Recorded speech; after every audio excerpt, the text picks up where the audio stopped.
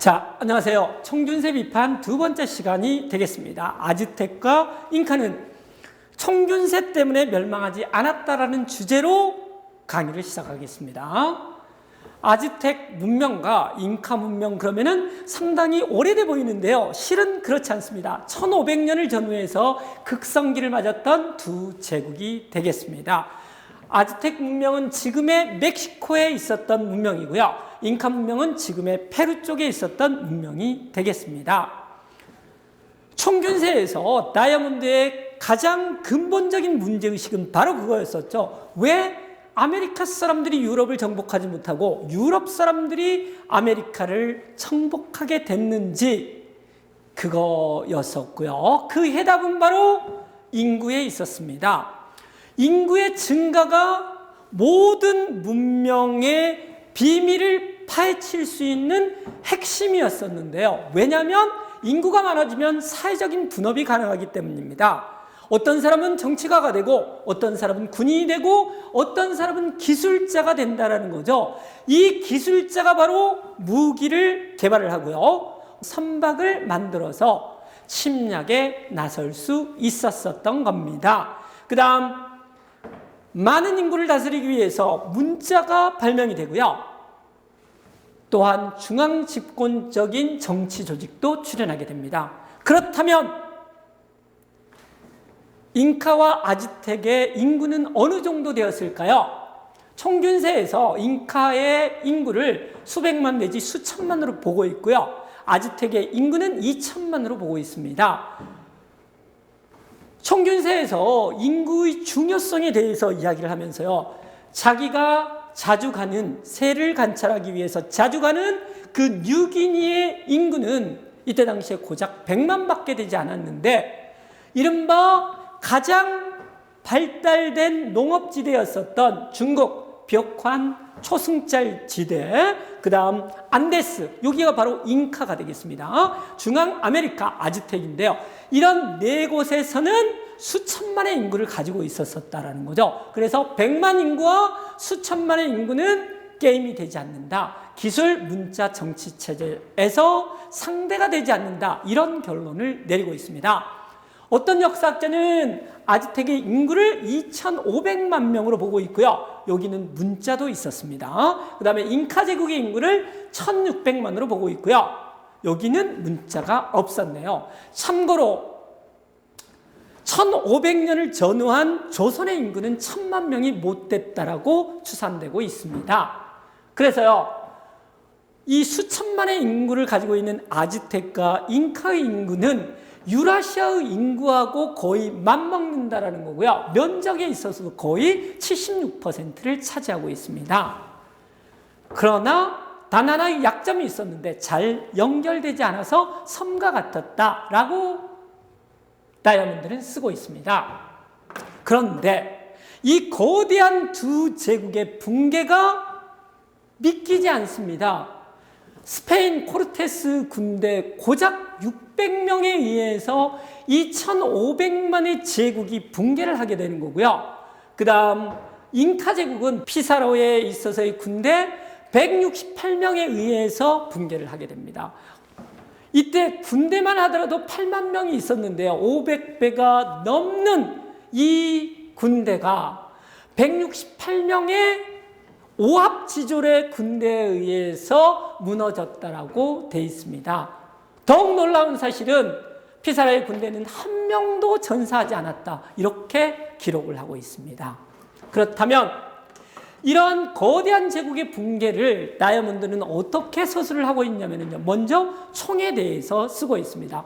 총은 무기를 상징을 하지만은요. 다이아몬드도 총의 역할은 미미했다라고 쓰고 있습니다. 왜냐하면 이때 당시에 총이 아주 사용하기에 불편했습니다. 우리가 생일 파티에 촛불에 불을 붙이잖아요. 심지에. 이때 총이 심지에 불을 붙여서 사용을 했습니다. 그러니까 연속으로 사용하기에는 정말 어려웠었다라는 거죠.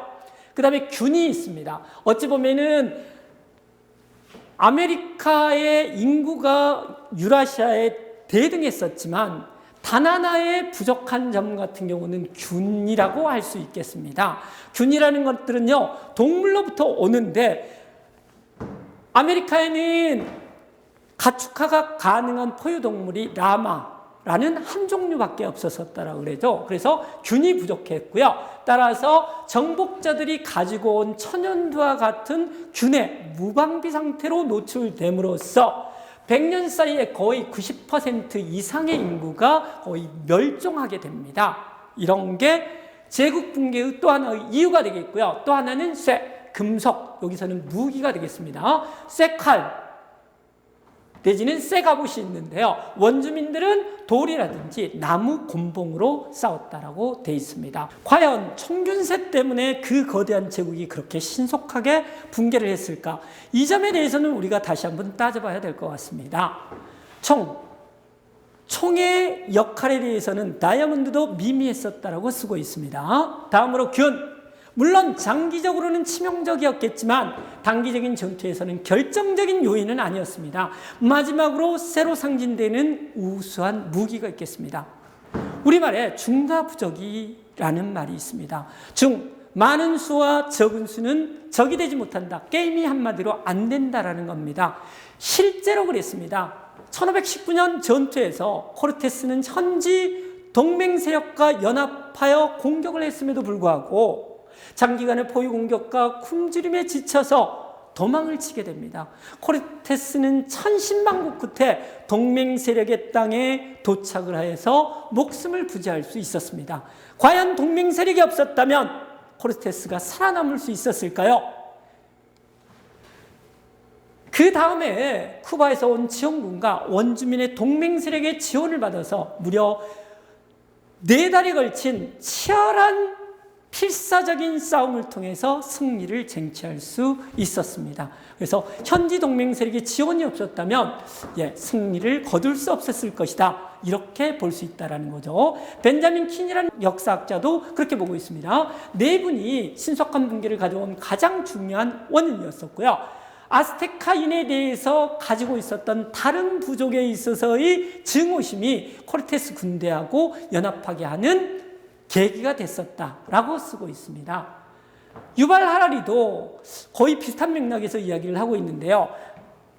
수십만 명의 현지 동맹자들이 도움을 받아서 그 제국을 정복할 수 있었다. 그렇다면 현지인들은 왜 정복자들하고 연합을 했는가라는 점에 대해서 하라리는 동맹자들의 착각이었다라고 쓰고 있습니다. 아스텍 지배를 벗어나기 위해서 스페인 정복자들과 연합을 했지만 그 이후에 300년간 스페인의 지배를 받게 됐었다라는 거죠. 그래서 동맹자들이 착각이었다라고 말을 하고 있습니다. 그러나 현지 멕시코 역사학자들은 다른 말을 하고 있습니다. 동맹자들의 승리였다라는 거죠.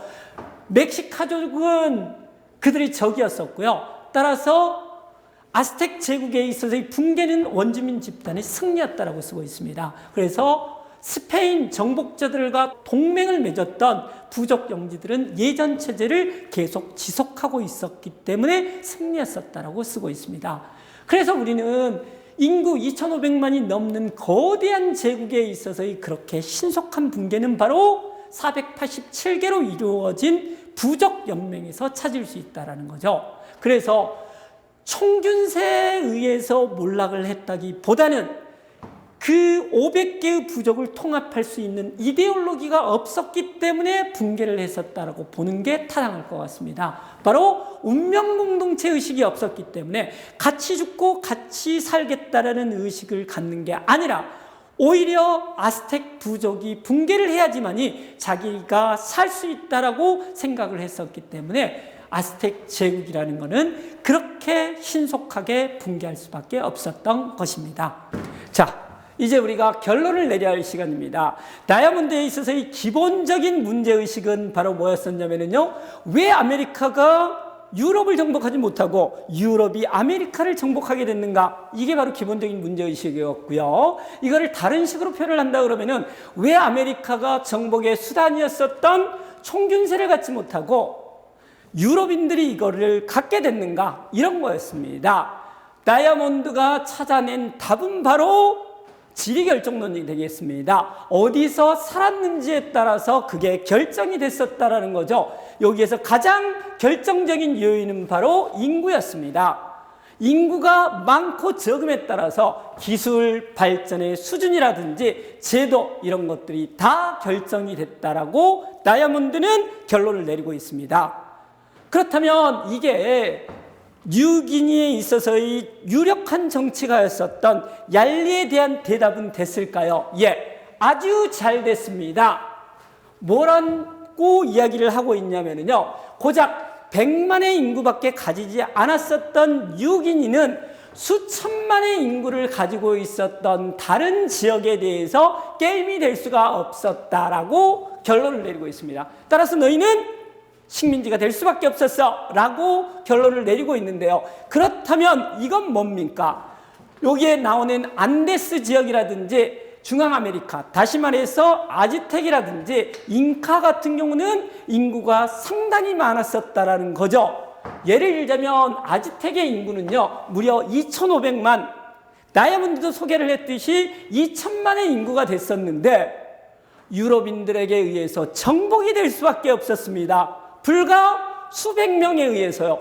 이거에 대해서 우리는 다시 한번 생각을 했었고요.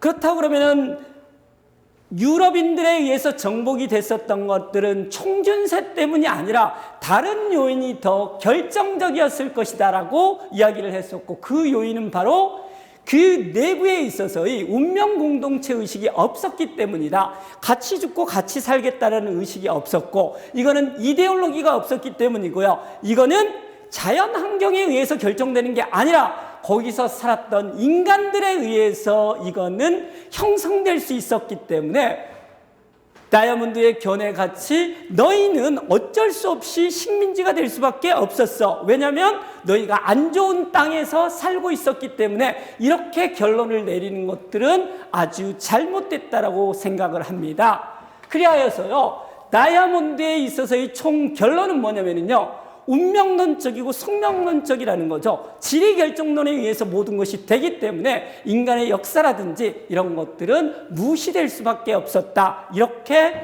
말을 할 수 있겠습니다. 그래서 다이아몬드는 인종적인 편견에 맞서기는 했지만 다른 한편으로는 환경결정론에 의해서요, 유럽 중심주의를 오히려 강화하고 말았습니다. 그래서 유럽 중심주의는 종교에 의해서 설명하는 방식이 있고요. 예를 들자면 유럽인들은 기독교라는 아주 좋은 신을 믿었기 때문에 역사가 발전할 수 있었다, 이렇게 설명을 하는 거죠.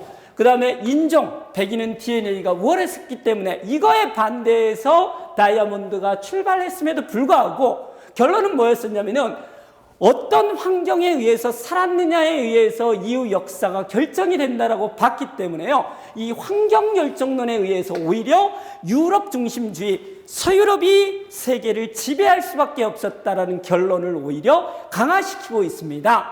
그래서요, 앞에서부터 쭉 설명을 했었던 다이아몬드에 있어서의 운명론적인 내지는 운빨의 역사관의 문제점은 바로 뭐냐면요, 인종적 편견에 반대를 하면서 유럽 중심주의는 오히려 강화시켰다라는 거고요. 인간의 주체적인 활동들에 대해서는 전혀 고려하지 않았었다, 이런 문제가 있겠습니다. 3편에서 계속 이어서 설명을 하겠습니다. 2편 강의는 여기까지입니다. 들어주셔서 대단히 감사합니다.